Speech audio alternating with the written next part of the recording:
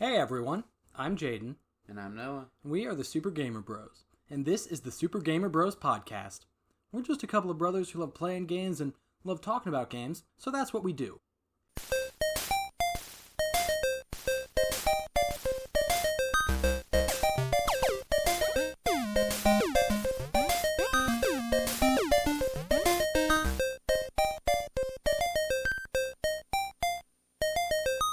So today, Noah, we are talking about really what is one of the most important games in either of our lives, Batman Arkham City. So, our first episode was Batman Arkham Asylum, because the series itself is very important to us, but Arkham City is definitely, I would say, I don't know about you, but it's probably my favorite game in the series, and it just felt weird. Like, when we were playing the first episode, we did want to talk about Arkham City, but we thought it was weird to not talk about Asylum first. So, in turn, we made Asylum the first episode, knowing we would come back to City later. Admittedly earlier than I thought, but it's still, a very important game for us. It's true that I would say most people I've ever talked to and most reviews I've ever heard, people generally agree that Arkham City is without a doubt the best in the series as of yet. If we're, saying that there is a continuation in the series. I wouldn't say so. I would say, I guess Gotham Knights is the closest thing you could say to a continuation, but I wouldn't put that in the same vein as the Arkham series itself. You're right. It's more of a reboot, so really this series is, as of now, concluded. Yeah, it's not even made by the same developer. I would not consider it to be a continuation series unless Rocksteady made it. But, they are making Suicide Squad versus the Justice League right now, or Suicide Squad Kill the Justice League. And I wouldn't say that's a continuation either, because that's going to play very different as well. Right. Still, Arkham City is widely considered the best Batman Arkham game to date. And that's because it did everything the Arkham games do in the most optimal way and enjoyable. Yeah, it's really just one of those miraculous cases of Arkham Asylum came out of nowhere. Rocksteady was not well known. It was not the first game they made. I think, honestly, it was, the second game that Rocksteady made. And nobody expected it to be good, because especially at the time, superhero games weren't good. For a long time, superhero movies weren't good, superhero games were not good either. And Arkham Asylum really blew everyone out of the water. And then Arkham City blew Arkham Asylum out of the water. It literally improved the game in every way. That's true, and Arkham Asylum was huge. It did get a lot of attention, but Arkham City got a much larger amount of attention. It had mainstream. They really went hard on the marketing for Arkham City when it was coming out. And they surrounded the game and the story and mystery, and there was all the live-action trailers with Hugo Strange and his men, and really I think the hype was at the peak for the games at this time. I think that helped with how it was received. Whether or not it was without a doubt the best game mechanically, in my opinion, but I think it was the most well-received at that point in time because of its marketing. Yeah, and I would also say, I would credit Arkham City with being the game that really got us into comics and into the overall larger DC universe, because Arkham Asylum was good, but Arkham City was the first game that it had a lot of villains that we didn't know about. A lot of villains introduced in this game. The Mad Hatter. I would even say Ra's al Ghul. Yeah. We didn't know who he was before this game. Talia. We had no idea about that storyline at all. All of it was brand new to us. Right. Hugo Strange. Yeah, Hugo Strange, and it was very new. It was, we did not know pretty much anything about any of those characters. Well, that, and whenever I think about lore building and world building in a game, I think about Arkham City first, because the way the developers tie in nods to other DC things, the amount of Easter eggs and references just in the city around the, make make it feel like a more densely packed. Yeah. And city. It also works really well of just how it's implemented. It's implemented very well. Arkham Asylum worked because it was the asylum, so having all these villain things there made sense because it was Arkham Asylum. Here, it once again is a huge prison, but even then, there are a lot of, like, not specifically crime-related things that were still very much part of the world. Like, there was a building that was owned by Maxie Zeus. We had never heard of him.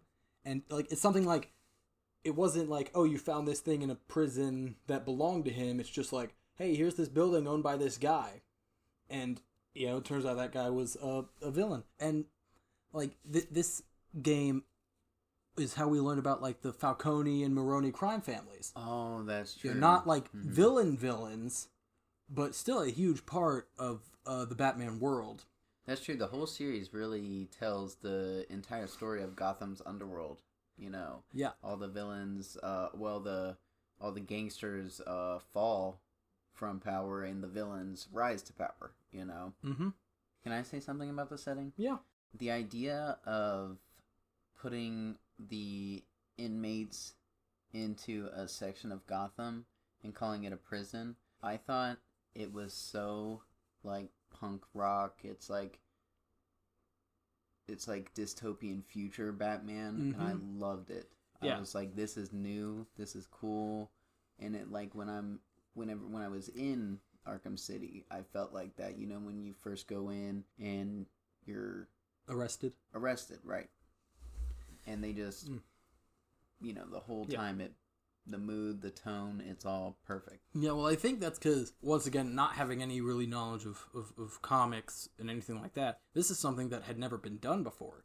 Like, we had played superhero games before the Arkham series, and all of them were, you know, your standard, you know, you're playing Spider-Man, you're in New York City, you're playing, you know, Batman, you're in Gotham City, you know, very kind of standard homage to the comics, just normal setting. But this was the first one that was like, hey, we took this city and we just screwed it up. Right. And, you know, like half the city, like, it's flooded because of this, like, earthquake event that happened after Arkham City was constructed. And it's like, you know, it was a really cool way to, like, you're in Gotham City, there are still all of these iconic locations, but, you know, it's just got that, like, Arkham twist on it. You know, worked out really well. Yeah, it did. So, Arkham City, of course, as many open world games are, is cut into sections. And the Gotham slums that were converted into a giant prison called Arkham City is split into 7 sections. There's Park Row. Do you want to list them all or talk about them? I'd say just list them all. Okay. There's Park Row, Amusement Mile, the Industrial District, the Subway, the Bowery, Wonder City, and Wonder Tower. Each one of these has a distinct appearance, as well as characters. Yeah, like at the beginning of the game, different sections are run by different criminals. Like Penguin runs the Bowery, Park Row is run by Two-Face, Joker runs the Industrial District. And I mean, that's the big three. That's the kind of three-way gang war that is going on. And it is cool how you see they change throughout the story as well. Because, like, when you defeat Penguin, later you hear, like, Two-Face goons talking about, like, how they were with Penguin. But then, you know, Penguin got taken down, so they joined up before they were killed. You know, and stuff like that. So it is really cool how it works. Yes, and a faction system with different areas for the different Batman villains. That is like the dream. Yeah. Of the Batman game, right? That's the best Batman game there could be, in my opinion. But it would be, to make it, you know, my dream Batman game would be basically Arkham City, but featuring all the villains and just going through all the storylines. Yeah. Yeah, so I guess, you know, talk about each one. You know, Park Row is where you start. It has like each area has like the one building, like the one big building Park Row has the smallest big building, which is just the courthouse. Mm-hmm. It's basically like where you have your first interaction with villains. Amusement Mile has... I don't know what's in Amusement Mile. Because Amusement Mile and the Industrial District are right next to each other, and they get kind of flip-floppy to me in my mind. Has the like circus thing, like the roller coaster. The amusement park. Yeah, the amusement park. Yeah, but yeah, that's it. Yeah, that's Amusement Mile. Yeah, Industrial District has the steel mill. Mm-hmm. The Bowery has the museum where Penguin Space is, and then Wonder City is it's like under Arkham. It was like an old version of Gotham from like the 1900s. Mm-hmm. That I think like the city was then flooded and they just built over top of it. And then Wonder Tower is just like, it's the least area of all of them. It's basically like counts as one of the buildings, I think, in terms of like collectibles. And it's basically, you get it pretty much at the end of the game. Mm-hmm. You actually explore more of that. Yeah, Ace Chemicals, that's in the Industrial District? No, I think that's in Park Row. Okay, I couldn't remember. I think it's like right on the border, I think, of like Park Row and the Bowery or something like that. It's really, like, it's hard to describe them, but I can picture this map perfectly in my head. Mm-hmm. I have played this game so many times that it's, like, second nature doing everything. Well, that's true, and every time you play through it, if you 100% it, you're spending all the time going through the map, getting the trophies. Yeah, which, I mean, I don't think there's ever a time I played this game and not 100%ed it. So then we have our characters. Learned a little bit, just fun callback. A large chunk of our Arkham Asylum episode was just talking about the characters. Like, we didn't even really do a story summary because we pretty much summarized the story when talking about the characters. And that's when we realized, hey, we really need to calm down with these characters. Because it was also a special, 20 minutes of us talking about voice actors. Oh, right. Which we haven't mentioned voice actors since, pretty much. But in this game, there are so many characters that, kind of like with a lot of the other games, simplify it down as much as we can. So for your protagonists, you have Batman. Bruce Wayne. You do actually play as Bruce Wayne. That's true. And then there's Catwoman, Selina Kyle, thief, anti-hero. Her first appearance in the Arkham series. That's true. She was a riddled solution in Arkham Asylum, like her gear, equipment, but in this game you actually sort of play as her. We'll get into that later. So then your antagonists, you pretty much have, I guess, the big five. You have Ra's al Ghul. He's the leader of the League of Shadows. He is immortal, sort of. Mm-hmm. Then you have Hugo Strange. He's a psychologist. He's the one in charge of Arkham City. He basically, I think he helped get Quincy Sharp elected and actually came up with the idea for Arkham City. And he runs the show. Quincy Sharp is like his puppet. Pretty much, right. Yeah. Quincy Sharp, he was the warden in Asylum, and then he became the mayor and opened this. Hugo Strange is also incredibly intelligent and deduced Batman's identity. Yes, very, very smart dude. Then you have Joker. Yeah. You have Two-Face, Harvey Dent, his first appearance. And then Penguin. They're the big three crime leaders that you have to deal with. And Penguin, Oswald Cobblepot, kind of rival with the Wayne family, so he hates Bruce Wayne. And, yeah, that's it. For the main antagonists. Yeah, the main ones. The ones who have territory. Yeah. Mm-hmm. Or gangs. Mm-hmm. Unless you talk about the Riddler also. Or is he a side character? I figured all the others we'd probably talk about when we talk about the side missions. Okay. Because that's fair. Yeah. So then for your notable side characters, I will say the Riddler. His collectibles. I mean, he is talking the whole game. Yeah, he's I think the Arkham series did a lot to make a lot of sillier villains way more deadly and fit into the universe really well. And the Riddler is really one of the prime examples of that, with just how intricate his plans are and how he's doing all of this without, but still not actually doing it, because he's not a fighter or anything like that. Right. So then you have, helping Batman, you have Oracle. Mm-hmm. For those who don't know. Barbara Gordon.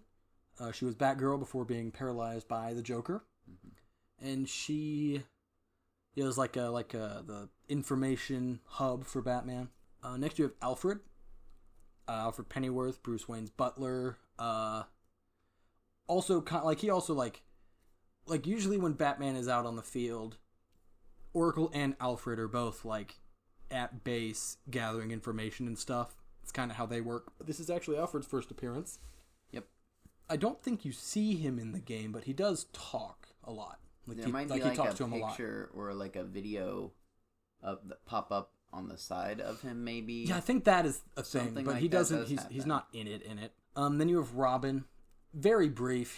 He appears once, gives you a gadget, and then leaves. I still appreciated it. Oh, it was cool. It was very it was unexpected, and it was just a cool oh yeah, it's Robin. Yeah, and he was the first. Robin was the first Bat family member to appear in the story mode. Yeah, right? Physically in the story mode. Yeah.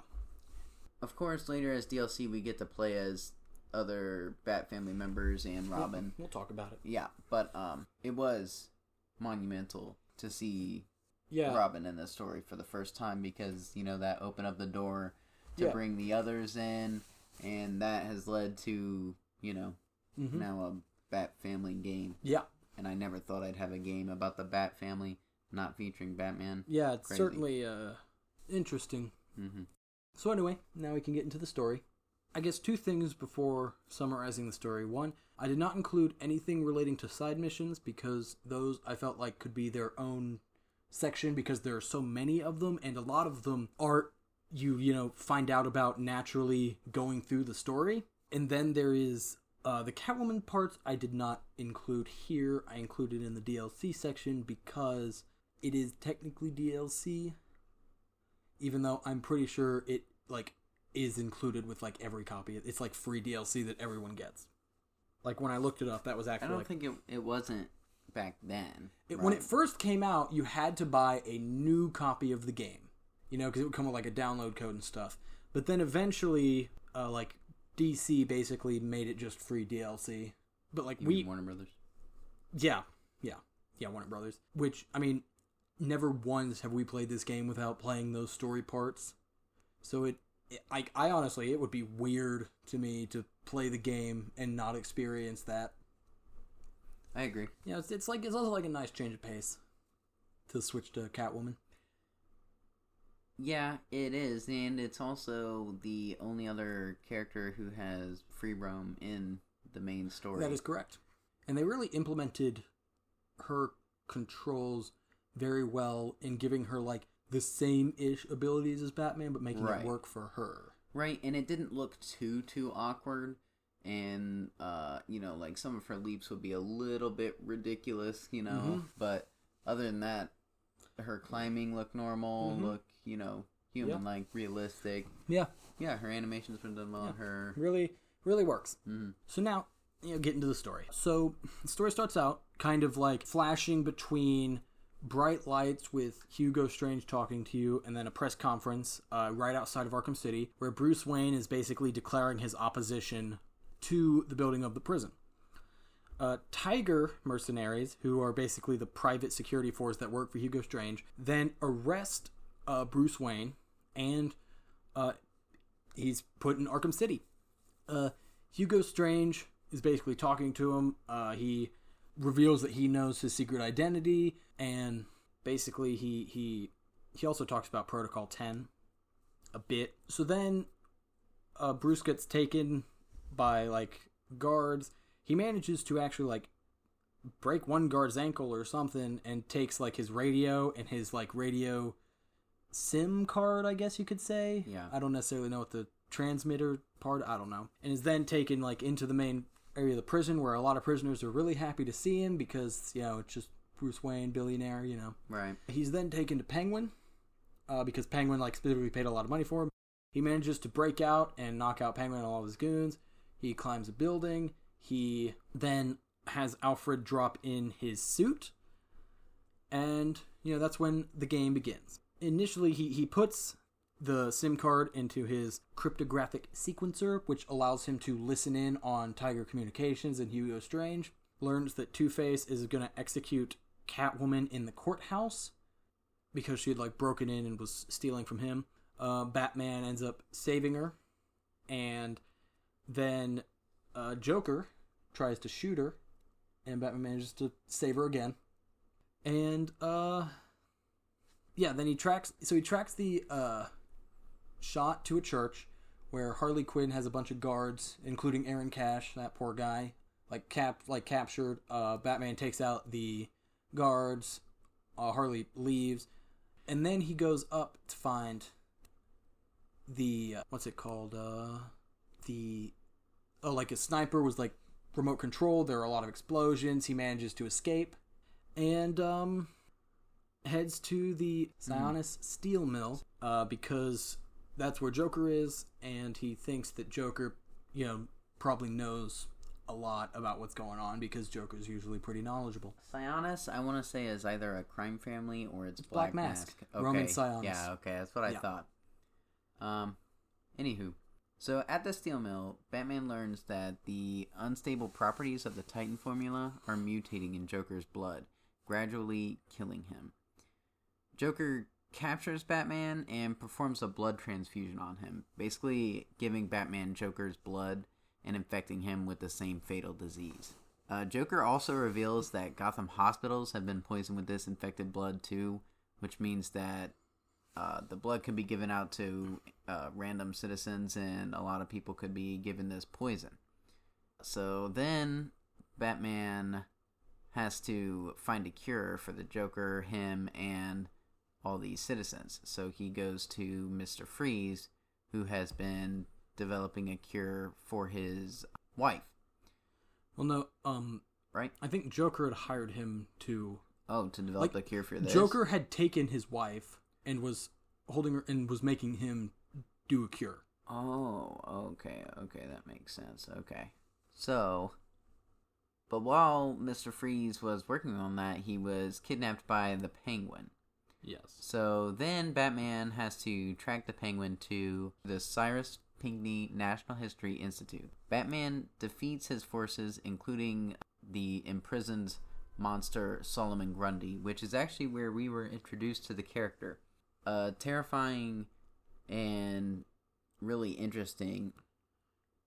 Yeah, it was one of those things. Adaptation of Solomon Grundy. We had actually seen Solomon Grundy in like cartoons when we were younger. Yeah, but he was not a standout character. Yeah, it was like he was just a big guy, but this actually like introduced him as this, like we didn't know he couldn't die and all this stuff. Mm. Like his actual origin story, we did not know. He was just a big zombie-looking guy, as far as we knew in like watching the Justice League show when we were younger. Right, stuff like that. But he is given a great boss fight, and I do like the idea of, him being captured by another villain. I love that. All these great twists in this game. Yeah, make it perfect. Yeah, that's another thing that absolutely came out of nowhere. Mm-hmm. Yeah. So, Batman beats Solomon Grundy and ultimately beats the Penguin himself before saving Mr. Freeze. At this point, Freeze tells Batman that he has created a cure, but it is rendered useless via instability. So it's just unstable. It can't keep its form long enough to actually work. Right. Batman deduces that the restorative properties of Ra's al Ghul's blood can complete the cure, and tracks one of his assassins to the underground lair, leading Batman into a confrontation with Ra's and his daughter Talia, Batman's former lover. Yeah, so we had no idea who these people were, but like this is where you first get to like Wonder City. You follow an assassin, her blood, and this is also, I think, when Robin is introduced as well. True. And he gives Batman the line launcher, which he needs to be able to go into the sewers and stuff. Classic. Yeah. He then, he gets to Raish's lair, and Talia, greets him. They have their kind of flirty-ish conversation. And basically, like, to get access to Raish, Batman says that he'll take over for Raish, because that's something that Raish and Talia both want. Which is, like, one of the things that Batman is always at odds with Raish about, because Raish wants Batman to take over for him, but at the same time, Batman doesn't kill people, and Raish does. So he goes through, like, the trials of the demon and ends up in a really cool boss fight with Raish. Very, like, psycho... Like, what would you call that? Like, you know, like, you're in his mind a bit. Psychedelic? Yeah, psychedelic. Because, like, you know, you're, like, fighting him in, like, a sewer, but then you're, like, in a big sand field it's really and stuff. Trippy. It's just like it's really... Because you are fighting in the real world. Yes. But it's sort of, I guess, changes into a... It's like the closest thing to, like, the Scarecrow sections. Right. In Arkham City. So then Batman is able to defeat Raish and get his blood.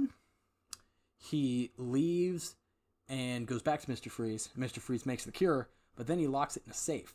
And basically refuses to give it to Batman unless Batman can get... I think he wants Batman to find Nora. Then Batman ends up beating Mr. Freeze in a boss fight. And during that boss fight, turns out that Harley had stolen the cure from the safe and had taken it to Joker. Which there were 2 doses of the cure. You know, hypothetically, 1 for each of them. Mm-hmm. Actually, no, I think there were 2, but Freeze poured 1 out. He, like, destroyed 1, so there was only 1 dose left. So then Batman returns to the steel mill to fight Joker, and Joker is completely healthy, looks brand new. So then you have a fight with Joker and, like, a bunch of his goons. And then, while that fight is going on, Protocol 10 is activated. Because, like, the whole game is on a time crunch of every once in a while Strange will say, like, 10 hours until Protocol 10. And I think initially when Batman was in, it was like 11 or 12 hours or something until Protocol 10. But then, during that whole Raish thing, like, he was out technically for like 8 hours or something.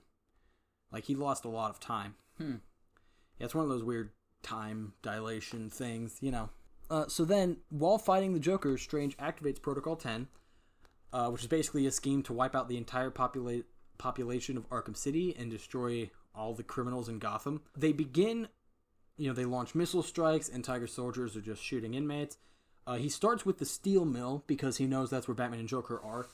The steel mill is destroyed, collapses on top of Batman and Joker. Batman is, like, pinned by rubble. Joker's going to kill him, but Talia shows up and basically offers Joker the Lazarus Pit, which is what Raish uses to stay immortal, basically offering Joker immortality in exchange for sparing Batman's life. And Joker obviously agrees to that, and they leave. Batman is then rescued by Catwoman, and Batman wants to go after Joker and Talia because, you know, he cares about her and stuff. And Alfred has to actually, like, convince him that he's got to stop Protocol 10 because he can't just let Hugo Strange kill all the criminals. So then Batman infiltrates Wonder Tower. You climb all the way up to the top, and beating Hugo Strange's bodyguards in what is, like, one of the last, you know, Predator challenges. Right. Batman gets to where Strange is. Strange is basically, like, as Batman is going to deactivate Protocol 10, Strange is just monologuing the whole time, and then out of nowhere he gets stabbed. And it turns out Raish had actually been behind all of it. He had been the one who, like, approached Hugo Strange. Well, no, I think Hugo had approached him with Batman's secret identity, and thus Raish gave him the funding and the resources to be able to do everything that he did. While he's dying, Hugo Strange activates Protocol 11, which basically is just blowing up the top of Wonder Tower. Batman tackles Raish out of a window to save him from the explosion, and the two end up falling. Batman catches himself. Raish falls on, like, a fence and is impaled and dies. Then Batman is contacted by Joker, who is threatening to kill Talia unless Batman meets him in the Monarch Theater, which is a very important location for Batman. When Batman arrives, Joker demands the cure from Batman, but is then impaled by Talia. So he's killed while he's distracted. While Batman is talking to Talia, Talia admits that she had stolen the cure from Harley Quinn, so Joker had never been cured, which is weird because Joker is completely healthy. And Batman has this whole, like, realization moment, and then Talia is shot by the real Joker, who is still very much affected by the disease. The Joker that Telly had stabbed then comes back, kind of like reanimates, and it's revealed that he's actually Clayface, Basil Carlo. Yeah, this one got me. I was really confused by the whole healthy, not healthy. He took the antidote. He didn't take the antidote. I have it here. And then I was completely blown away by the reveal of him being Clayface being a double for the Joker. And it's something that they actually even like foreshadow from the instant that Joker hypothetically gets the cure, because like Joker's applying lipstick to himself in the steel mill where Batman like encounters him. And it's like, it's showing like, you would think Joker's looking in a mirror, and one side of him is one side, like, the real him is healthy, and the one in the mirror is still with, like, very much with the disease. And I thought that was like some sort of, like, trick or, like, symbolic thing, I guess. But, no, it was very literal. That's true. And they also... There are, during the fight with the healthy Joker, at any point where you can see the healthy Joker, if you go into detective vision, he doesn't have a skeleton, and everybody else does. That's another hint. Yeah. Which is, I mean, one is a very, very good attention to detail by Rocksteady, and two is just wild. You know, like, that's another thing of foreshadowing, which is even something that I'm sure a lot of people initially might overlook in the heat of everything, because I don't remember if the first time, like, if before I had discovered that, you know, watching a video about his lack of skeleton, I'm like, there's no way I was in that fight and never activated detective mode. Like, there's no way I never did it once, like, even accidentally. Right. So it's like, you know, something we had completely overlooked. Yeah, but that's also something I'd be like, oh, he doesn't have a skeleton. Yeah. Good job, Rocksteady. Yeah. I imagine a lot of people probably would have thought it was a mistake more than anything. Right. So yeah, then Batman ends up beating Clayface and ends up in the Lazarus Pit. Like, not... Actually, Clayface, I guess, does kind of end up in the Lazarus Pit. And just in that room, Joker is going to, like, dive into the Lazarus Pit to get healed, but Batman destroys it. And then kind of Joker can't be seen, and Batman is debating, because Batman drinks the cure, so he's good. And Batman is basically debating giving the cure to Joker. Then Joker attacks him, stabs him in the shoulder, which causes him to drop the vial and destroy it. So Joker doesn't have the cure. Joker at this point is dying, and Batman says to him, "You know what's funny? Despite everything you did, I still would have saved you." And Joker, in his last line before he dies, says, "That actually is pretty funny." And he's dead. Batman then carries Joker's body out of the theater, and all these criminals are there, Harley's there, and they all just part and let him pass. At this point, Gordon and the GCPD are, like, going into Arkham City. Like, they're right outside the door, demanding it to be open so they can go in and sort everything out. And, you know, Batman comes out with the Joker's body. He leaves it on the hood of a police car. Gordon asks him what happened. Batman just walks away. And that is the end of Arkham City. Great game. It's such a great story. The story is fantastic. It's perfectly Batman all the way around. And it really, after reading the comic itself, it really gives me Long Halloween type vibes. If you ever actually... Yeah, I read a Long Halloween. Yeah, it's wild, because there are all those, I mean, you know, there's comics, there's shows, movies, where, like, you don't know if Joker's dead. You know, there's, like, the Batman, Superman movie, World's Finest, which was a 3-part episode from Superman the Animated Series, where Joker and Lex Luthor team up, Batman and Superman team up, and at the end of that, Joker, like, crashes a plane and, like, into a river, and his body was never found. Like, his body not being found and not knowing if he's dead or alive happens a lot. It's a trope. It is. Yeah, it's a very big trope that, like, 90% of Batman and Joker's encounters end that way, especially in the comics. And this was like, they did it. Yeah. They killed him. Brazen. It was wild. Yeah. So, as good as this story is, it is only half of the equation of this game that makes it so good. The other half is the gameplay. And the gameplay is phenomenal. I mean, it takes what was fantastic and amazing about Arkham Asylum and doubles down on top of it. Pretty much. The combat itself is, the free-flow combat system. It's improved. Batman can counter multiple blows simultaneously. He can catch hurl projectiles. He can attack aerially. He has, a bunch of different gadgets that he can use his gadgets in combat with a quick fire option for, every gadget. And it just, it's really hard to explain. It just feels better.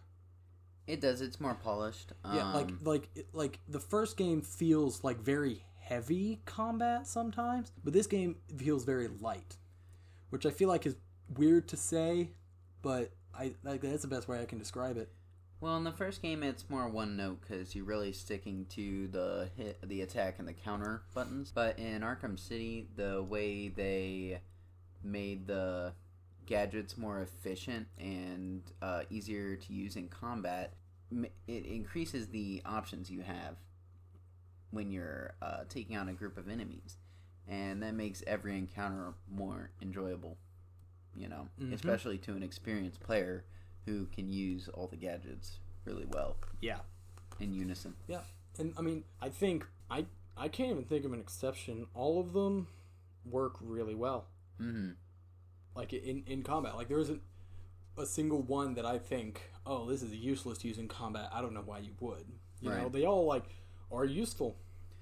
Right, and so for the gadgets we have the regular batarang, the sonic batarang, the bat claw, line launcher, freeze grenade, remote electrical charge, the disruptor, the cryptographic sequencer, and the explosive gel, and the smoke bomb. Which, not all of those are really used in combat. No. The cryptographic sequencer, that's used to solve some word puzzles, you could say. It's one of those where you move the sticks around in a circle until the right word is unscrambled. Yeah. And it's usually a password to a door or an elevator or something of that sort. Another such device... Do we have another one that's not used in combat? I don't think the disruptor is used in combat too much because I don't think... it doesn't have a quick fire thing. I think it's something you use pre-combat if you can see that enemies have guns. Right. That is true. That's one of those when you're in a Predator. Yeah. Before you attack, you use the disruptor, you use the explosive gel, the sonic batarang, the freeze grenade. Yeah. And that's another thing that has improved as well as the Predator mode. Because Batman has so many more options for takedowns. You can do takedowns through vents. You can do takedowns through... ledges. I don't think that was a thing in Asylum. I mean, there is a whole boss fight dedicated to all of the different takedowns Batman can do in this game, and it's 15. It's a long list. It is. Maybe even closer to 20. I mean, you can do takedowns from the line launcher, because there is an upgrade for the line launcher in this game where you can stand on it and have it just, sitting there, and you can glide off of it. Mm-hmm. Very cool. Is beatdown new in this game? Where you would stun and just mash square? I don't know. I thought that's what you had written there, but I don't know. Beatdown is when you use the circle or B button. I think it is new in this game, actually. Okay, and that is when you stun an opponent, and then you mash the attack button multiple times and basically get a lot of really rapid, fast hits to build up a combo until eventually you knock them down. Yeah, it's something that, it kind of locks you in to that enemy. Right. Yeah. So it can't kind of leave you open to other attacks. You can still counter others. You can, but if you're not paying attention, it can get you. So then there are also kind of new enemies in this as well. I think there were stun baton enemies in the first game, but this is it gives you a specific way to take them out. You can disarm them, something that's not really in the first. Any enemy can just run and pick up a stun baton. There are enemies with riot shields as well. Riot shields. Yeah. You have to stun them and then vault, and you knock them down, and they drop the shield. Yep. And that's the only way to deal with them, and they're so annoying. Yeah. But But that is not the only way, because another thing is in Arkham Asylum you have like the special combo takedown. Triangle circle at the same time does a takedown. In this game they offer 3 alternatives that you can get. There is like the bat swarm, which basically just like stuns like a radius of enemies around you. There is the multi-takedown. The ground takedown. Yeah, basically you just knock out every enemy that's on the ground. And then there is the disarm and destroy, where you take a weapon from someone and destroy it, which can be done with any weapon. The stun baton, the shields, knives, guns, any of them, which is really useful, especially if you're dealing with shield enemies. Does the game have brute enemies? I feel like that's a thing. Yeah. Because you have to stun and beat them down, right? That's the only way to kill them. The one-armed guys. Well, no, I meant like smaller brute enemies, like armored enemies or something. I don't know. I don't think so. Anywho. Anyway, you also there are knife enemies, which in Asylum there were like agile enemies. They had knives, but they were kind of different. In this game, you can not counter knife enemies, but you basically hold the counter button and then back, and you dodge back from them. You also can get an upgrade that if you press it at the right time 3 times in a row, he instantly takes them down, which is very useful when you get that. And yeah, I think that's the bulk of changes to combat. Yeah, it's basically the same as Arkham Asylum, just more polished, more gadgets, and really they made more of everything.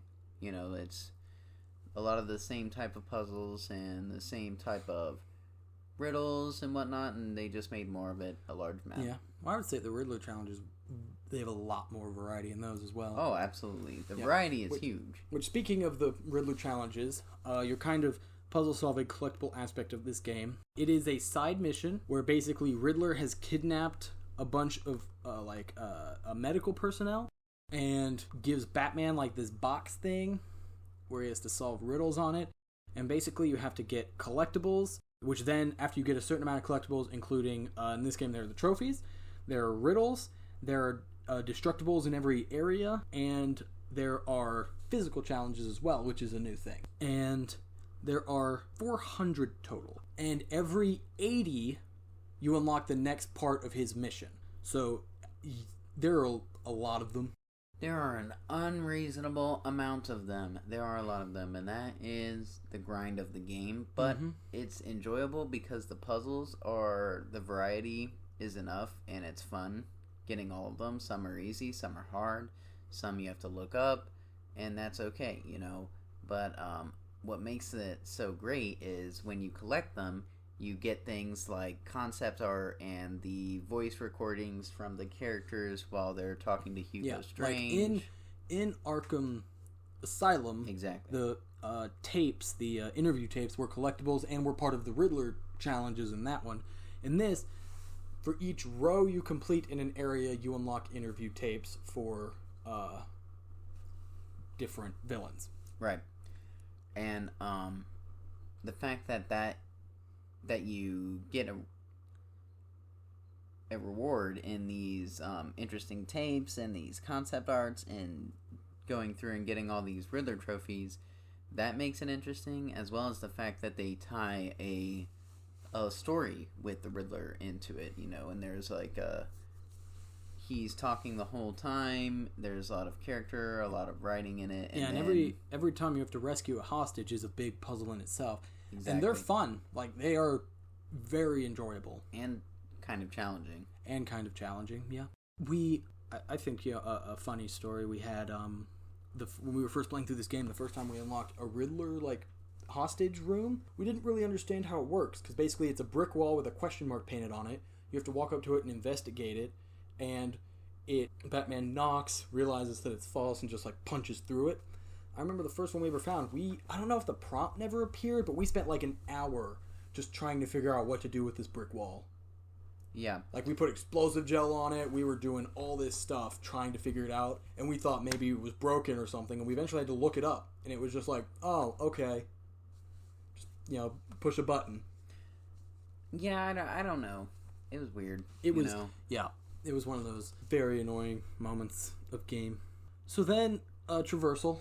very big part of this game because it is way bigger than Arkham Asylum. Very large open world map. Yes. Gliding is more robust. You can do a dive into like a pull up, which gives you height and speed. It really boosts your speed if you can do it well. You also have an improved back claw, giving you the back claw grapnel boost, which basically when you grapple onto something, you double tap X or A, and it launches you towards it, and then it launches you off into the air, and you start gliding, once again giving you height and speed. This game does a wonderful job of making you feel like Batman has wings. You can go all around the city and never touch the ground. Yeah. There's a trophy for gliding for how long? 1 minute. 1 minute. You have to jump off the tallest tower, Wonder Tower, and glide for a minute without touching the ground. Yeah, but I've seen on YouTube and whatnot some insane gliding videos of people doing some ridiculous stuff and getting out of the map and going all over the place. Yeah. And then, they also have like the challenges, the AR challenges, which is like one of the side missions that basically kind of forces you to learn how to do it, to beat them. Mm-hmm. Like, because it's like basically like you're gliding through rings. Right. And it's it's fun. That's it's like true. It's Flying something that rings, but they did it better than Superman 64. Correct.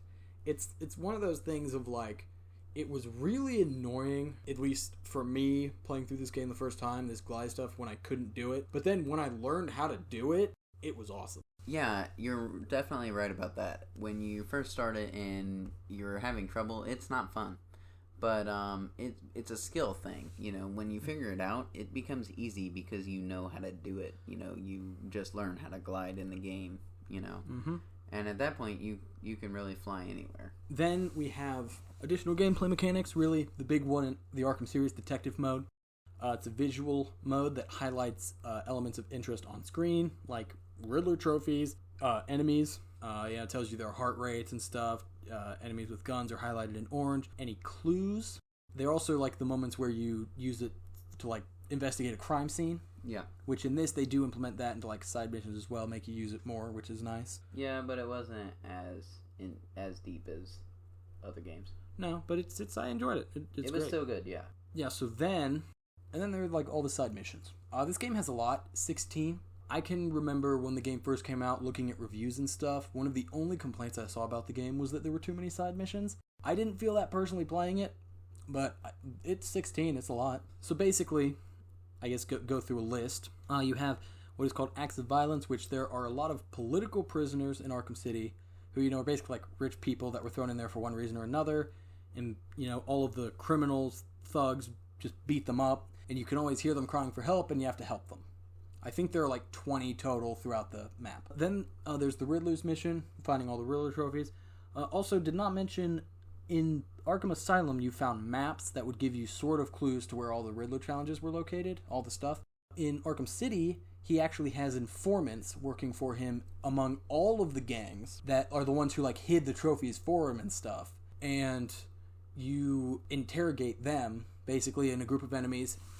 When they're the last one, you can interrogate them, and it gives you like a number in the area that you're currently in. And it gives you exact locations, which is nice. It doesn't do like Asylum where there's like a moving question mark and you're like, well, it's in this area somewhere, I gotta find it. It does say, hey, this is right where it is. It's wonderful. The whole interrogation of the Riddler thugs is a great mechanic in a game. And other games have taken that mechanic. One I can think of is Middle-earth: Shadow of Mordor and War. Mm-hmm. When you interrogate worms in that game, it's similar. But there's also like great concept. Yeah, they also, because I imagine they did this because the size of the map is so much larger, but if you were to hold detective vision on a trophy that you couldn't get because you didn't have a gadget or something, it would add it to the map. So that's something that even if you didn't have the informants, you could still, like, if you saw it and couldn't get it, which I know is one of the most frustrating things in a game ever, is when you can't get collectibles because you don't have an ability yet.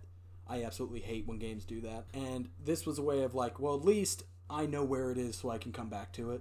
So then there's a side mission for Bane called Fragile Alliance.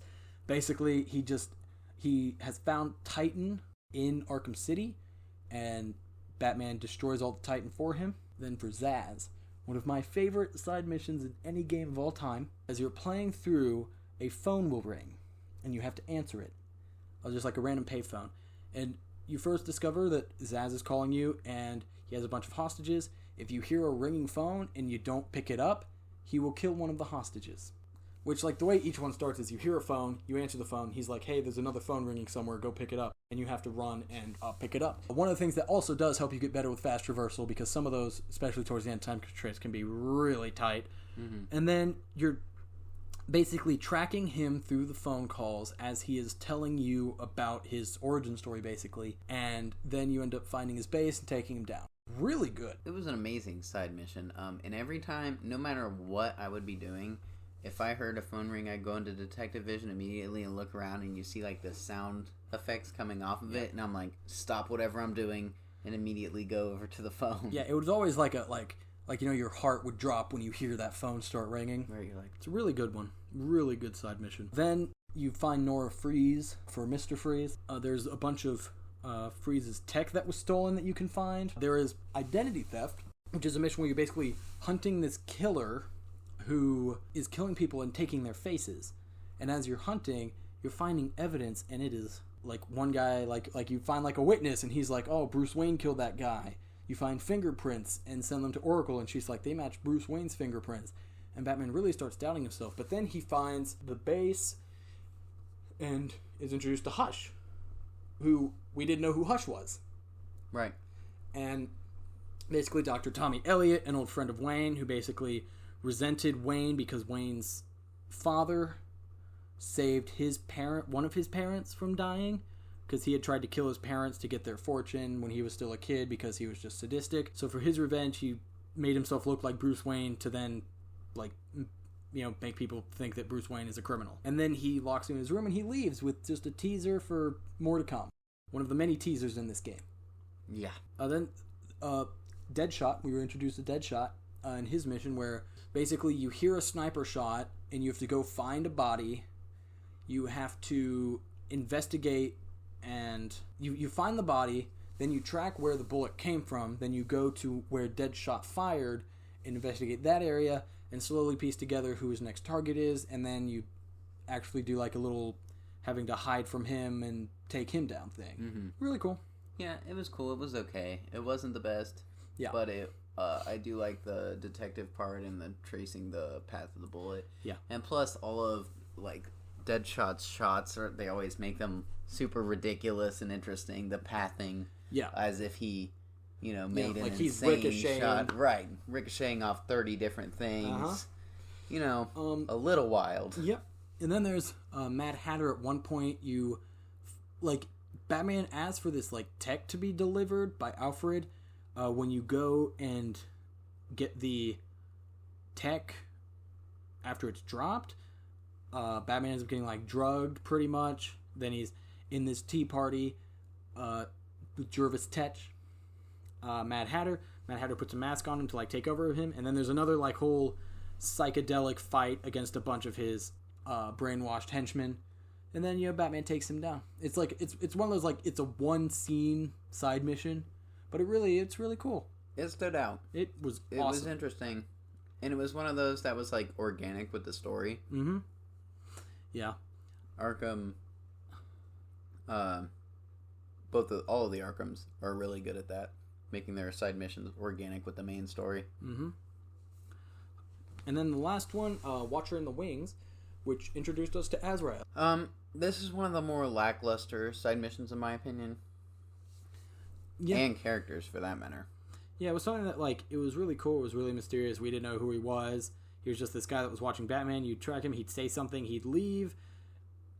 And with all the symbols he left behind, you eventually put those together, line them up, and find a church where you meet him, and he basically foretells of your demise and a hellish future, whatever.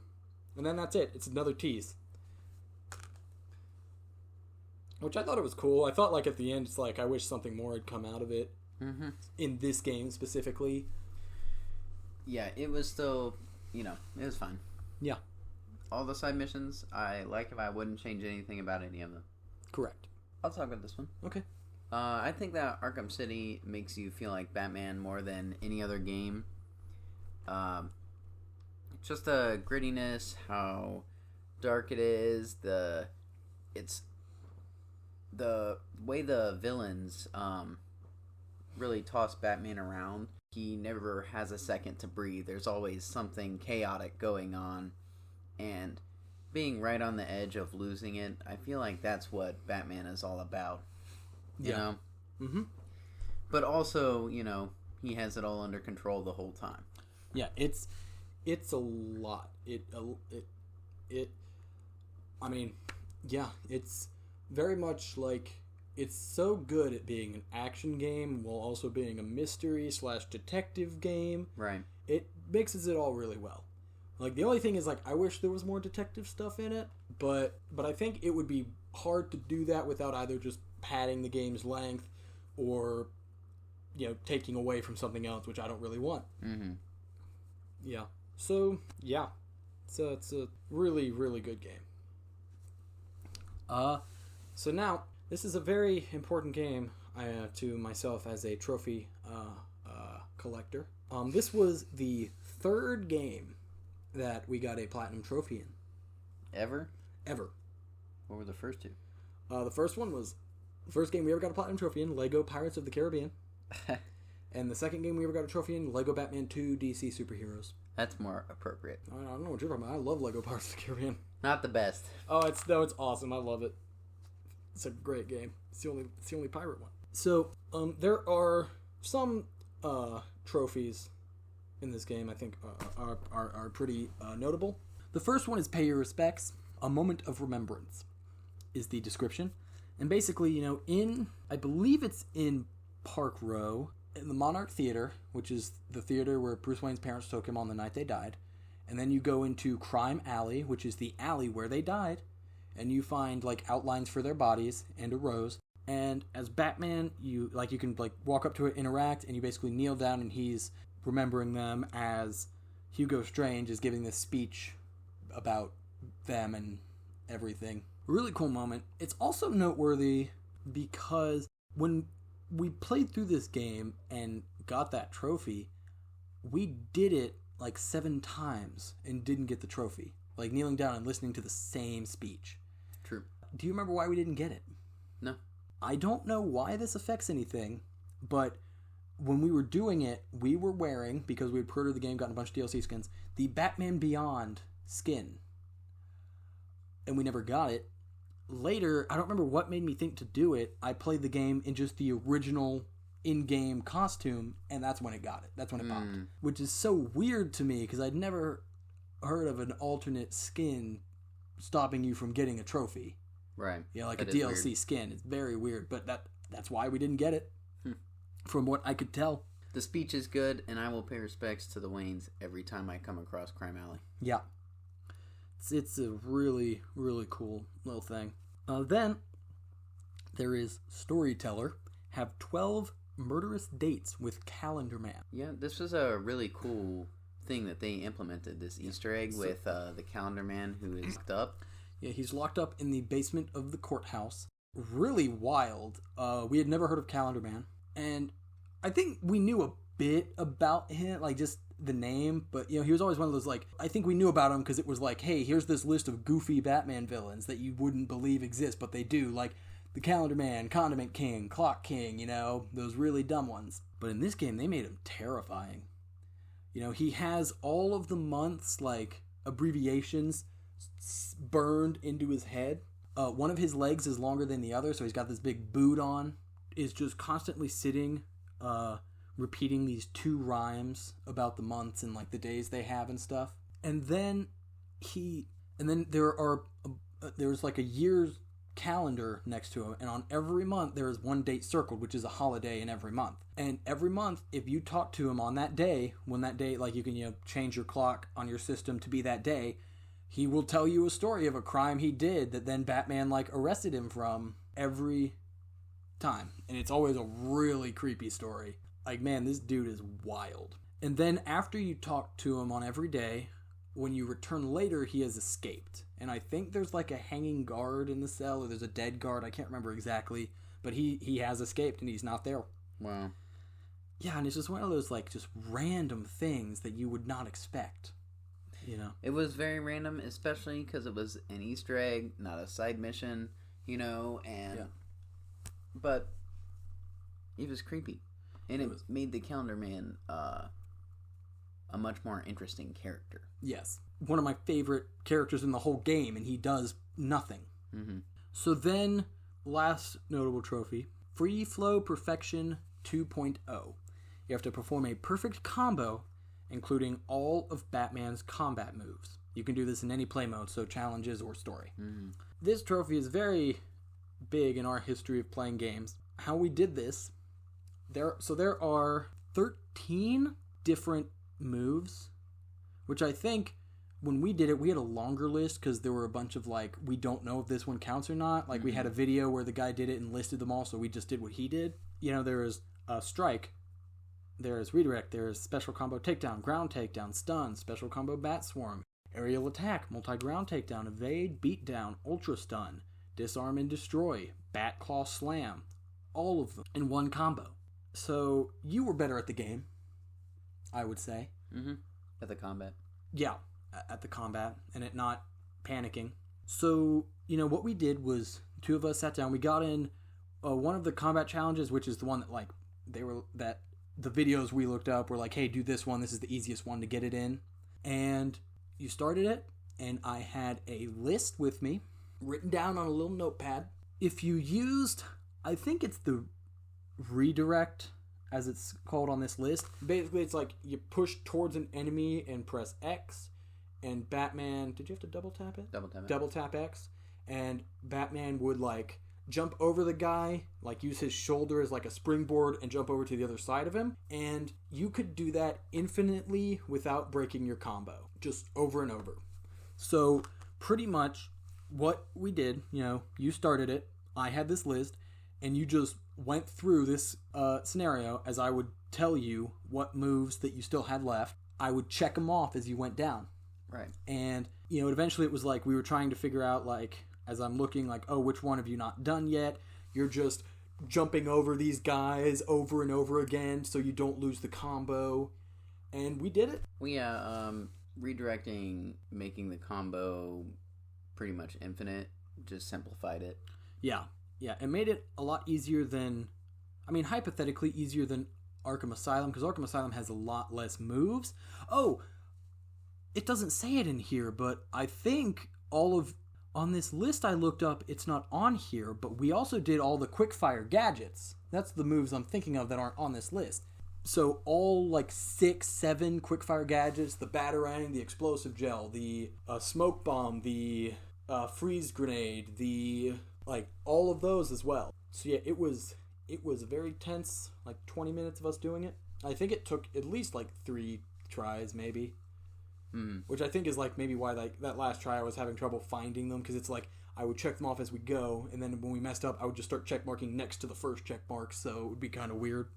Yeah, that's one of the big gaming memories that I have that I think I'll always remember, is us getting that trophy, because that might have been the last one we got. If not, it was pretty close to the last one.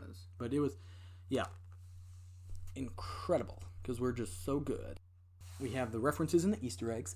Like you said, a lot of references in this game. Much of Batman's rogues gallery and overall mythos is referenced in riddles, including Black Mask, Crime Alley, the Flying Graysons, the Rat Catcher, the Falcone family. And doing riddles in this game, not every one, but a lot of riddles, would unlock these little text backstories for each one, and a lot of them had different parts, which is how we really got a lot of backstory of this world when you talk about, like, world building.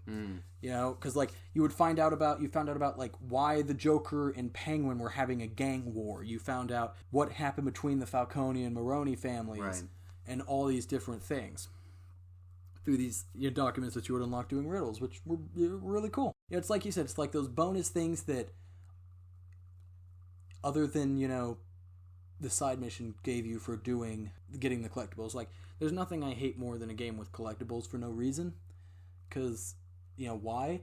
And even, like, if there's a game with collectibles that the collectibles get you nothing except for an achievement, I'm, like, okay with that because I'll do it for the achievement. But even then, I feel like you should always have some sort of in-game reward for your collectibles. Mm-hmm. And this, in Arkham City, does that really well. True.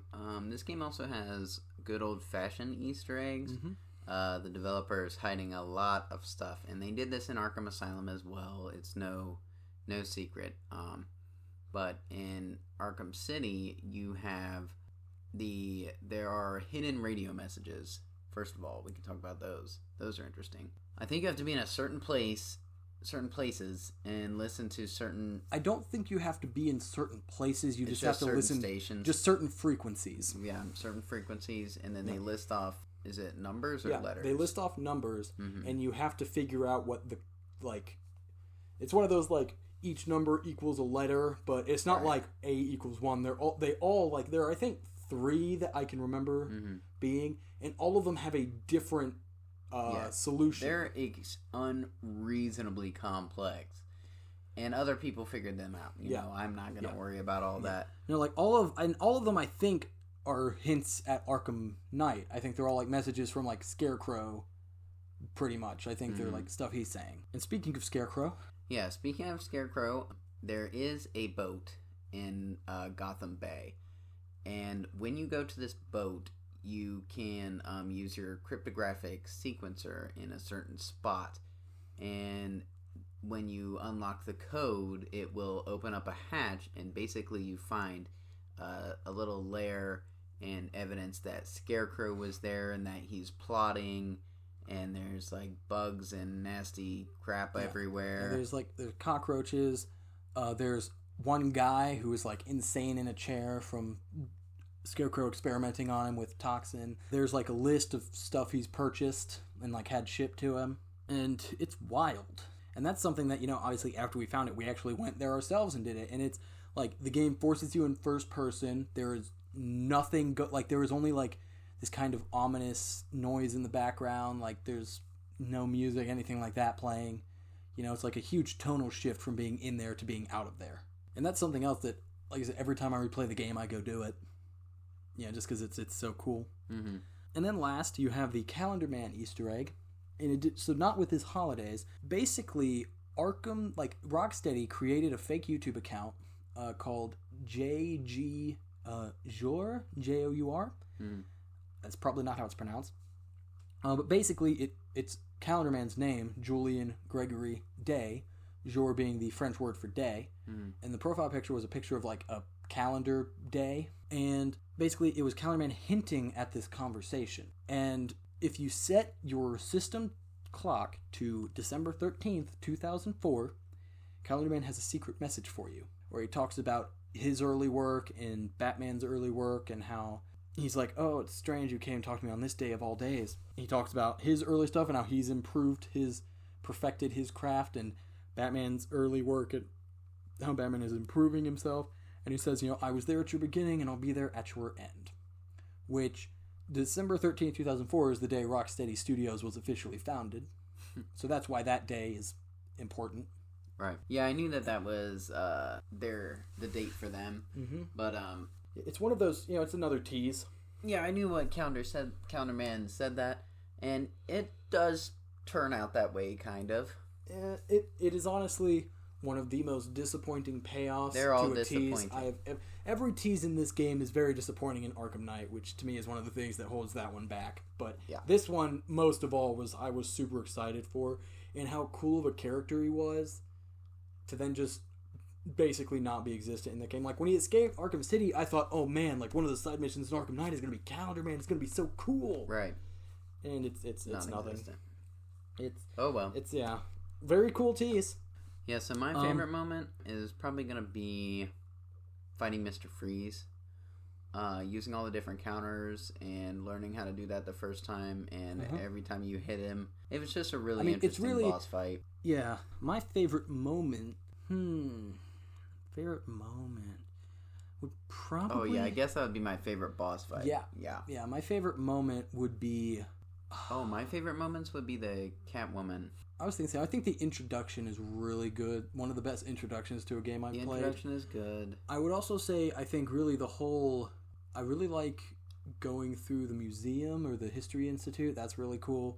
I was gonna say the iceberg lounge, and Grundy. Yeah, really cool moments. Favorite boss battle? Mr. Freeze. One of the best boss battles in gaming history.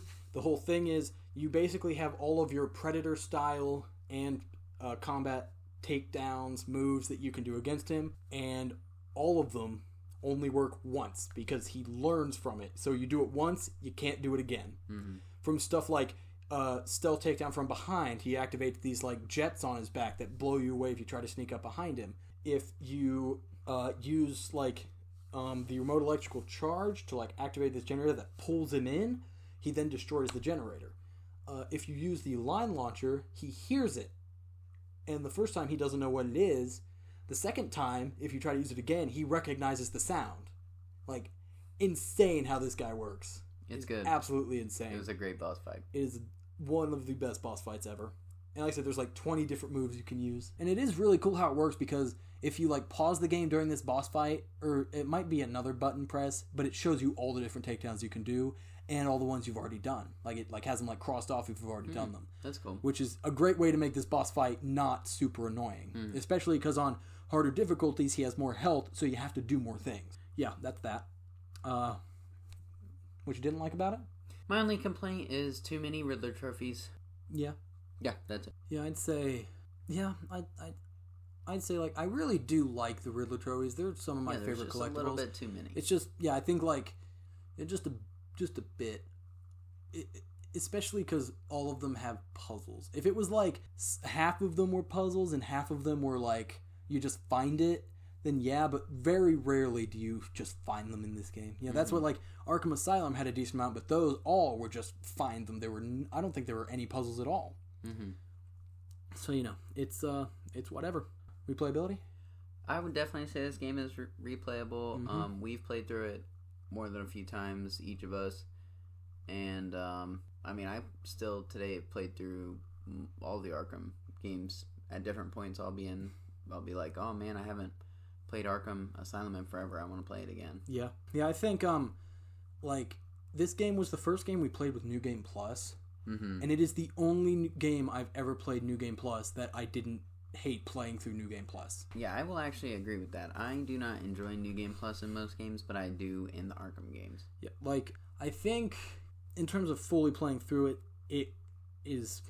Like, I've played through, like, Ghost of Tsushima. I played through New Game Plus on that, and I did not enjoy that experience at all. And I love Ghost of Tsushima. But that was, to me, like, the big drawback with New Game Plus is usually, like, you're playing the game right after you've already played the game. I've never taken a break from a game and come back to play New Game Plus. Mm-hmm. You know, that's... I mean, I guess that's something that I'm sure people do, but that's never something I've done. And with, like really, the Batman Arkham games, I will play through them again instantly, and I will enjoy them again instantly. Like, every Arkham game that has New Game Plus, I did that and I enjoyed it. Okay, so now we get to the DLC. First, there's the Catwoman DLC. Basically, you have playable story sections as Catwoman. I think there are 5 sections. You break into Two-Face's vault at the beginning, like very first thing before you even play as Batman. Then you go to see Poison Ivy, fight a bunch of her goons. Then she like wraps you up, captures you. Then you convince Ivy to help her. You break into the vault and you get loot. And then you have an option to either leave Batman after he's knocked down with Protocol 10, or you have an option to save him or just leave Arkham City. Mm-hmm. Which, if you leave Arkham City, you can actually do it. You leave, the credits roll, and then you have this audio of Barbara talking about how, you know, Joker has become immortal. Joker is won. He's like, Gotham is like a war zone, and because Joker can't die, he's winning. It is insane. Mm-hmm. Really cool. Yeah, but then it just rewinds. Yeah, then it rewinds you back and you can choose again. It's a really cool thing. You can also, after story... then after you beat the game, you return to her apartment to grab her loot. The apartment blows up. She is injured. She then goes down to the museum and you have like a boss fight, Predator boss fight against Two-Face and a bunch of his goons. And then after that, you can free roam as her. You collect loot from Two-Face's henchmen, and Catwoman has her own Riddler trophies and physical challenges. Mm-hmm. She has 50 total for her, and they're fine.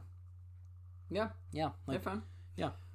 Free roaming as Catwoman, as we said, is fun, and it feels nice. Yeah, and I'm pretty sure any Riddler trophy you get with Catwoman actually counts towards the side mission as well. So, like, if there are some, like, physical challenges you're struggling with as Batman and stuff, you can do some as her to get through that, which is cool. If it works like that, if it doesn't, I just look like an idiot. And there's also Nightwing and Robin. Yep. They play as them in the challenges. Nightwing has, I think, 2 skins: the animated DLC or the animated series, and his regular. Does he not have the new 52 skin? He might. I think he does. And then you play as Robin, and as well you have the animated series. And I think that might be it with her. I'm sure there's a third one, because I feel they usually did 3s, because Catwoman also had 2 DLC skins of the animated series and Long Halloween. Maybe it was Red Robin. Because it was Tim Drake. You're right. Yeah, that was the other Robin one. Yeah, I didn't really play as them that much. It was like fine, but it was just like I just didn't do it that often. I really enjoyed playing as them, actually. I enjoy, like, I played as each of them maybe not even 5 times each, and all the times I've gone back and played Arkham City. I do love how Nightwing has the best named gadget in the history of gaming. Remember what his version of the Batarangs are called? Wingdings. Wingdings, yeah. Wingdings. It's so stupid. That's your boy. That is your guy. Whatever. At least he's alive. And then, much later after the game came out, there was the Harley Quinn's Revenge DLC. Basically just an extra DLC story. Takes place, I think, like 6 weeks or something after Arkham City. Basically, the prison has been evacuated, but Harley and a bunch of her goons have broken back into the steel mill, and she runs that section of Gotham. Quick summary of the story.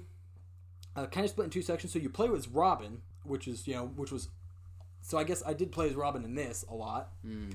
So basically you play as Robin. You're searching for Batman, who disappeared while infiltrating Harley's headquarters to search for these cops that had been kidnapped. Eventually he finds Batman's utility belt just by itself. The story then goes back to 2 days earlier. Batman learns from Gordon, who has, a bunch of cops outside of the industrial district, because, like Harley said, if anyone goes in, kill them. Batman then, he goes in, he rescues one cop, tells him the others were dragged elsewhere. After obtaining the locations and access codes from Harley, he gets the access codes to her base. Batman infiltrates shipping yards, attempts to rescue another cop, but then he is knocked unconscious. One of the thugs removes Batman's belt, tries to, open it, but then the countermeasures electrocutes him, and it's left there for Robin to find. And then you play as Robin again. Robin finds a giant Joker statue holding a bubble with Batman meditating inside. Robin realizes the bubble is running out of oxygen, then learns Harley has the only key. He tracks Harley, gets the key, frees Batman. He's then attacked by several waves of thugs, including a Titan thug. You beat all them. Batman is freed, gives Batman his belt back. Harley then reveals that she has planted bombs. Batman orders Robin to get the cops to safety. So then you play as Batman. You defuse the bomb. You confront Harley and a bunch of robots that look like Joker. You beat all of them. Harley reveals that the giant Joker statue has a large bomb that is going to blow up at any second. Batman escapes with Harley, but is unable to find Robin. And he asks Gordon if Gordon has seen Robin. Gordon thought, no, he hadn't. Then Batman thinks that Robin has been killed, and he gets really upset. Harley pulls a knife to kill him, but then is stopped by Robin, who survived and managed to rescue all the cops. And then Batman tells Robin that he is done here and leaves the area. And that's the end. It's a cool little side story. It was fun. It's like 3-4 hours. Yeah, the only important part, which was not in here, was the fact that you found out that Harley was not pregnant. Oh, that is an Easter egg, I guess. I did not. I forgot to mention that. Mm-hmm. So in Arkham City, when you're in the steel mill, in like Joker's office area, you find a positive pregnancy test. Later, in Arkham, in the DLC, you find, I think it might be the puppet Scarface, or it's just a different kind of just like small puppet type thing that is like painted to look like Joker. And there's a bunch of in a crib. There was a bunch of negative pregnancy tests, and inside the crib is positive. And there's also like a box that says, "Oh, may yield false positive." Basically, just them being like, "Oh, there's no Joker like baby coming." Yeah, because even in the credits of the game, when you beat it on, I think New Game Plus, during the credits, you have a song of Harley singing like to a baby, and he says, like, you know, hush, little baby, don't you cry. Mm-hmm. Mama's gonna kill for you the whole damn world. Yeah. So, yeah, Could I guess have been something cool. Yeah, I guess they teased at that and then backtracked way hard. Yeah, decided to go in a very different direction. Yeah. But overall, you know, that's Batman Arkham City. Mm-hmm. One awesome of our favorite games of all time. Of all time. It's really good. So now it is time for the indie bit, the bit where we talk about indie games. Today, we are talking about Bendy and the Ink Machine. So, Bendy and the Ink Machine, the story, you were playing as a guy named Henry. You used to be a cartoonist for Joey Drew Studios in like the 20s, 30s. For reasons, you left the company. 30 years later, you get like a telegram or letter from Joey saying, hey, come on back to the old studio. I got something cool to show you. You go there. You find this giant ink machine. You activate it. Brings this ink demon that looks a lot like Bendy. And then basically the rest of the game is just Henry trying to escape. He encounters mangled, twisted versions of cartoon characters made by the group, including Alice Angel. Is it the Bloodhound Gang? Something like that? No, that's a band. I can't remember what they're called. Like this little gang trio. And Boris the Wolf.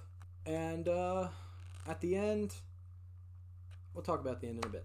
And that's it. Gameplay, pretty much, it's like, there are kind of like phases to it. At the beginning, you're just, you know, it's just like a walking, like Outlast, just kind of walking around doing stuff. There are some elements of combat. There's puzzle solving. Yeah, that's the gameplay, pretty much. Yeah, the game is, So, yeah. Did you like it? I did like it. I really enjoyed it. It's cute. It's charming. I mean, the story is great, and I listened to all the the recordings that are left around. The world design is interesting. It's a little, simple, you know? Mm-hmm. Like, when you're holding objects, there's no hand or anything. It's just in the air, and there's a swinging animation and stuff like that. Yeah. But for being as basic as it is, it does set out to do what it wants to do, and I think it really does that well. The story, I think, is interesting. It's compelling. Would I call it scary? Not exactly. But I would call it thrilling. Yeah. You know, I had a fun time playing it, and it's not too long. It's not too short. It's a good game. Did you like it? Yes and no. Yeah. Let me explain. So, the game itself, I really did enjoy. I loved it. Like, pretty much, I love the first 4 chapters of the game. They're awesome. Each one is, like, different. Yeah. Like, the first one is basically just one big puzzle. You're not even really being hunted for most of it, but it's just that atmosphere and things, you know, popping out. Right. Really unsettling. The second one is also puzzling. You get some aspects of combat introduced, and it's nice. Third is a bunch of fetch quests, which, once again, I mean, they're fine. Mm-hmm. They're okay. They're good. The fourth, you have all these, like, you have, like, this little carnival and all these little puzzles and stuff. Those are cool. You have a little boss fight. Yep. And then the 5th chapter, to me, is where the game just goes downhill. I hate pretty much every aspect of Chapter 5. Not hate, I just don't like. One, I don't like that boat section, because an overall problem with combat hit detection can be kind of wonky with hitting the ink puddles blocking you. And, you know, if you die, you have to restart that whole section again. That's interesting. I never lost it. Yeah. And then you have, like, that kind of stealth part. That part's fine. And then, to me, like, the ending boss with Bendy boss fight is so dumb. I thought it was stupid. Yeah. I just really don't think it worked. And then the ending is the 2 endings that I hate most of any sort of ending in anything ever. The first is initially when it ends, like, you beat Bendy, there's a big flash of white. I did like the whole, like, playing the reel that says the end kills him thing. Yeah. I just thought that was, like, cool, like, funny, I guess. But then you end up, like, you're in an apartment, and I assumed it was, like, Henry had left, and I thought, like, oh, you'd go into, like, this room, and theirs would be Alice and Boris, and, you know, you're all living together or something. But then it's, like, Joey. And it's basically, like, him talking to you, and it's basically that, like, letter from the beginning, but he's telling you about it. and then you go through a door on the right, and you're back at the beginning of the game. So, like a looped thing. Mm-hmm. I hate that. Yeah, what I think that is I think that is showing what happened before the game. Because what I think happened is you got that letter from Joey, and you go to Joey, and then the end of the game is the conversation, and he's like, "Yep, it's good to see you again, Henry. You gotta go stop by the shop, see what's there." And then it cuts to you going there, so it's saying like, "Oh, that's why you went there." To me, it very much was one of those like, "Oh, it's an eternal loop thing." I hate that. I hate it. That annoys me. And then after the credits, they made it even worse because then you see it's once again Joey's apartment. You see a picture of Alice, Boris, and Bendy, and it's like to Joey from Henry, basically like a kind of like friend gift. And then this little girl says, "Uncle Joey, can you tell me another story?" So then it's like a whole, it was all a story. It wasn't even real. And I hate that as well. Like, the two worst ending tropes, I feel like, in any medium. Yeah, but the ending doesn't matter. They do both of them. The ending doesn't matter that much. Like, I mean, to me it does, because the world was great. The story was great. It happened. You played it. I mean, you're correct. It's like I love the world. I love the lore. I love like all of it. It was just this like that. I was like, okay, you just ruined it.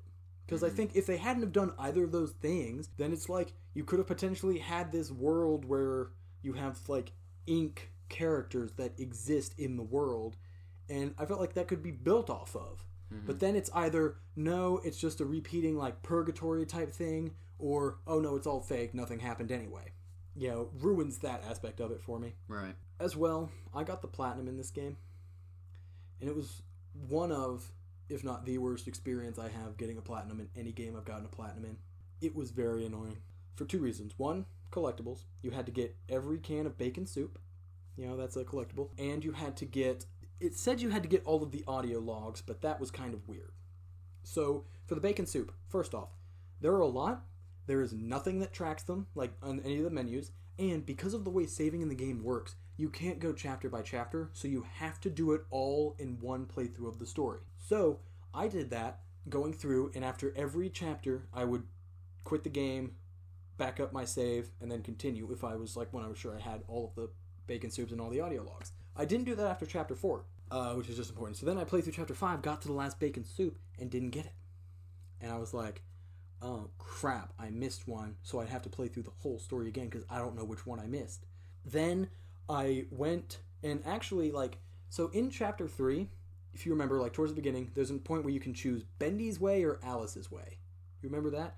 Well, each one has an audio log in it that is unique to that direction. So in the one guide I was looking at, it was, like, that guy said, like, you have to go back and get that one. But I actually got it in chapter 5 before even getting the last one, which is story related, so I guess maybe that one wouldn't count. So that one was an issue, but then I had to get, like, didn't get all the bacon soups. So I was then going by, like, even though I'd been told it didn't work, I was going by chapter, like, chapter select, going through. And then I did, like, chapter 1, and then I did I think I did, like, 1, 2, and 3. And then I did chapter 4, and I literally found one that I was like, I am 100% certain I did not grab this one. Like, 100%, this is the one I didn't grab. But I had that previous cloud save, so I reloaded that, went through chapters 4 and 5, and got it. So that was, you know, a pain, but it happened. I also had to get the Tommy gun. Did you get the Tommy gun? Nope. Yeah, you have to do that. It's honestly not that hard. Pretty much you have to choose Bendy's way when you choose the option. Then you can't die during any of her challenges up until the point where she gives you the Tommy gun. And then when you have it, you can kill anything very fast. It's cool. Except Bendy, you have to run from him still. Yeah, it's just like, it was fun. Then there is, in chapter 5, if you remember, you have a boss fight against Sammy Lawrence. After you fight him, Boris kills him, and then he gives you an axe, and you have to fight waves upon waves upon waves of enemies with Alice and Boris. Yeah, at one point I paused it to look up if it ended or I had to do something to end it. You know, because it was so ridiculously long. No, I never died. Oh, I died a lot. No. The first time, because I didn't even realize, like, it did reset when you died, but it wasn't obvious that it reset. So to me, I was like, this is so long. But then I finally realized, like, oh, I guess it's just resetting when I die. So there's a trophy in the game called aggression. It's like bathe in violence is the description. So you have to, in that fight, kill more enemies than Boris and Alice with nothing tracking it, and then you can't die. I played it a lot to get it. I was looking up guides of like people were like, oh hey, this is like some people were saying they could only get it when they played through chapter select. Like they played through story and again and didn't get it, but then like, oh, I played it chapter select first time, got it.